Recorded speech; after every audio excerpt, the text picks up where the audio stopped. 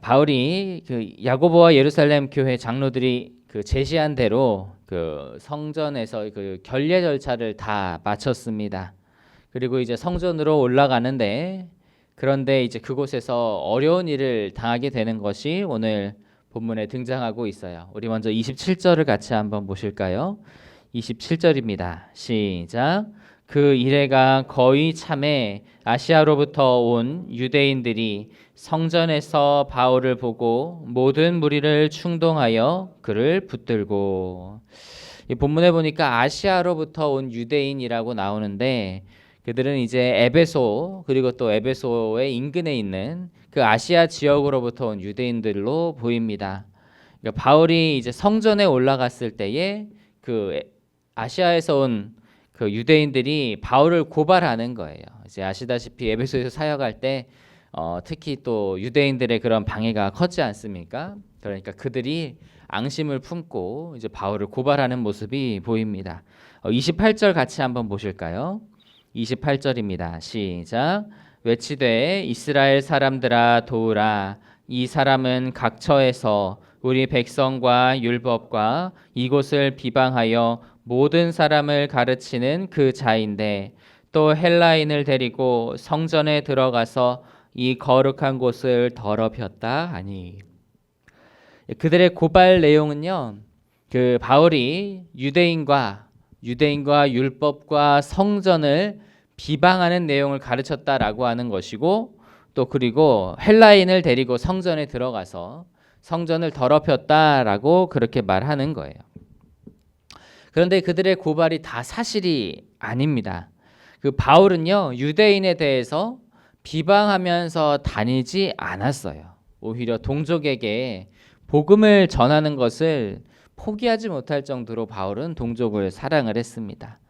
바울은 율법을 비방하면서 다니지 않았습니다. 바울은 예루살렘 교회 지도자들의 그 권면대로 그 정결례, 그런 예식을 할 정도로 이제 그 율법에 대해서도 지켰고요. 유대인들 앞에서는 그런 율법을 지키는 모습들도 같이 보여주었었죠. 그리고 성전에 대해서 비방한 적도 일절 없었습니다. 그리고 또 성전에 헬라인을 데려와서 성전을 더럽혔다는 것도 그것도 사실이 아니에요. 사실 성전에도 이방인들이 들어올 수 있는 그런 바깥들이 있고요. 그리고 그곳에 헬라인이 들어갈 수 있기도 해요. 그런데 그것을 왜 이렇게 바울에게 고발을 하느냐면요. 우리 29절 말씀 같이 한번 보실까요? 29절 시작. 이는 그들이 전에 에베소 사람 드로비모가 바울과 함께 시내에 있음을 보고 바울이 그를 성전에 데리고 들어간 줄로 생각함이러라. 그 고발자들은요, 바울이 에베소 사람 드로비모와 이제 시내에 함께 있는 것을 보고 그를 성전에도 데리고 갔을 것으로 그렇게 추측을 하는 겁니다. 그러니까 이제 아시아에서 온 유대인들은, 고발자들은 사실 증명된 사실이 하나도 없는데 그냥 카더라 그런 이야기로 이러하더라라고 하는 이야기로 지금 바울을 고발하고 있어요. 그런데 이제 그들의 그런 거짓말들에 유대인들이 선동이 된 이유는요, 유대인들에게는 그 동족의 그리고 율법 그리고 성전은요 아주 선동하기 쉬운 주제였습니다. 이거는 그냥 조금만 살짝 건드려 주면요, 그 유대인들이 막 그것 때문에 막 분이 일어나고 그것 때문에 그런 그 마음이 막 그렇게 선동이 되는 그런 주제였던 거예요.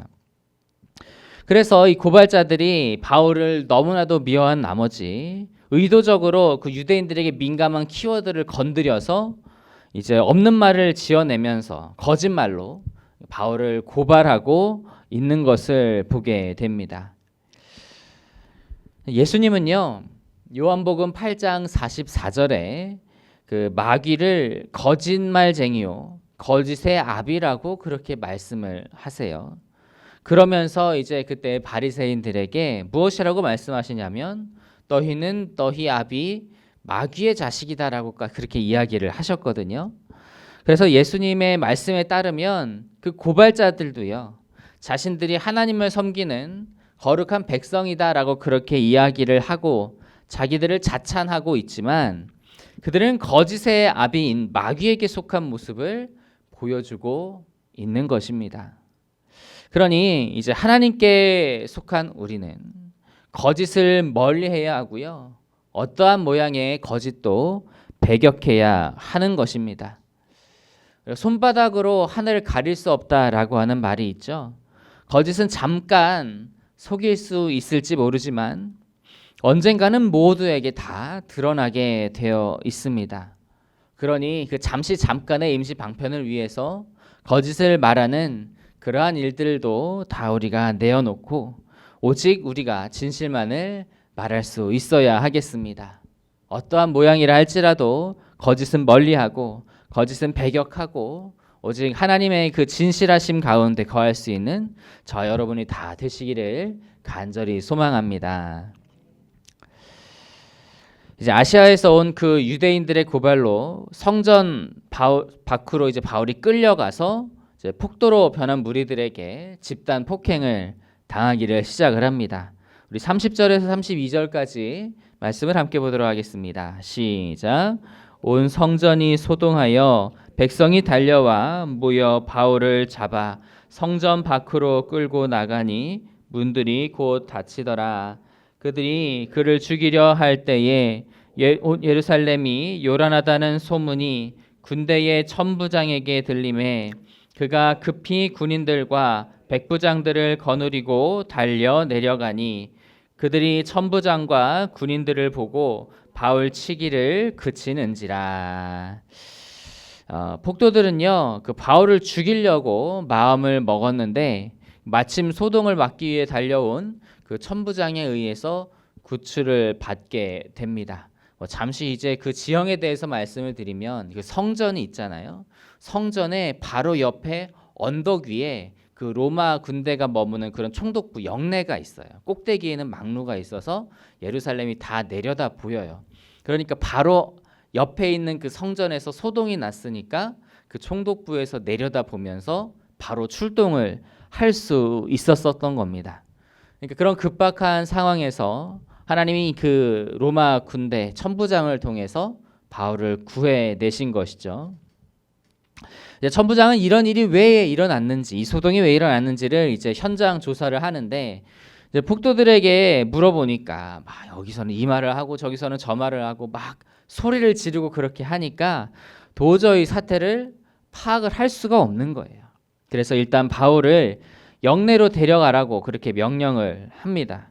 우리 35절과 36절 한번 보실까요? 35절과 36절입니다. 시작. 바울이 층대에 이를 때에 무리의 폭행으로 말미암아 군사들에게 들려가니 이는 백성의 무리가 그를 없이 하자고 외치며 따라가밀어라. 지금 로마 군사들이 바울을 어떻게 연행을 해요? 완전히 들어서 연행을 하고 있습니다. 그 이유는요, 그 성난 폭도들이 바울을 죽이자고 외치면서 막 따라갔기 때문에 그래요. 바울의 안전을 보호하기 위해 했던 그런 조치였던 것이죠. 그러니까 이것을 보면 폭도들이 지금 얼마나 바울에게 분노했는지를 알 수가 있습니다. 바울은 앞서 말씀드렸다시피 동족을 참 사랑하는 사람이에요. 그가 얼마나 자기를 죽이려고 하는 동족들에게 얼마나 서운했겠어요. 자기는 아무것도 한 것이 없는데. 그런데 바울은 그런 상황에서도요, 그들을 원망하지 않고 오히려 그 극한 상황에서도 그들에게 복음을 전할 기회를 찾고 있는 것을 보게 됩니다. 우리 37절부터 40절까지 말씀을 보시겠습니다. 함께 읽습니다. 시작. 바울을 데리고 영내로 들어가려 할 그때에 바울이 천부장에게 이르되 내가 당신에게 말할 수 있느냐? 이르되 내가 할라 말을 아느냐? 그러면 내가 이전에 소요를 일으켜 자객 4,000명을 거느리고 광야로 가던 애굽인이 아니냐? 바울이 이르되 나는 유대인이라 소읍이 아닌 길리기아 다소시의 시민이니 청컨대 백성에게 말하기를 허락하라 하니 천부장이 허락하거늘 바울이 층대 위에 서서 백성에게 손짓하여 매우 조용히 한 후에 히브리 말로 말하니라. 바울은요 가만히 이제 붙들려 가다가 그 층대 위에 올라가서 이제 영내로 들어가려 할 때, 그러니까 이제 유대인들이 그 좀 붙어 있지 못하게 차단되었을 때에 이제 그 천부장에게 말을 건네기를 시작을 해요. 대화를 시도를 합니다. 그리고 이제 백성들 앞에서 한마디 할 수 있도록 부탁을 해요. 그리고 그래서 이제 바울이 로마 군사들이 이제 보호해주는 그 가운데에서 유대인들 그 군중을 향해서 복음을 전할 수 있는 기회를 얻게 된 거예요. 이게 그토록 자기를 죽이려고 달려드는 이제 폭도들이었지만 정말 바울은 그럼에도 불구하고 자기가 사랑하는 동포였기 때문에 그들 향해서 어떻게 하면 복음을 전할 기회를 얻을 수 있을까, 그 고심만 바울은 얻어맞으면서도 하고 있었던 겁니다.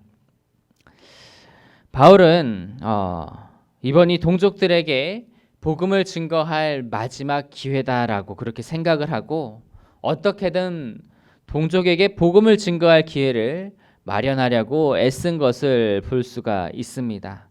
그래서 바울의 동족을 향한 그런 사랑과 또 구령의 열정이 얼마나 대단한지를 볼 수 있는 대목이죠.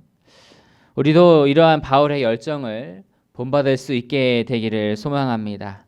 그래서 우리 주변에 잃어버린 영혼을 위해 어떻게든 복음을 전하기 위한 기회를 만들기 위해 애쓸 수 있는 우리가 되기를 바라고요.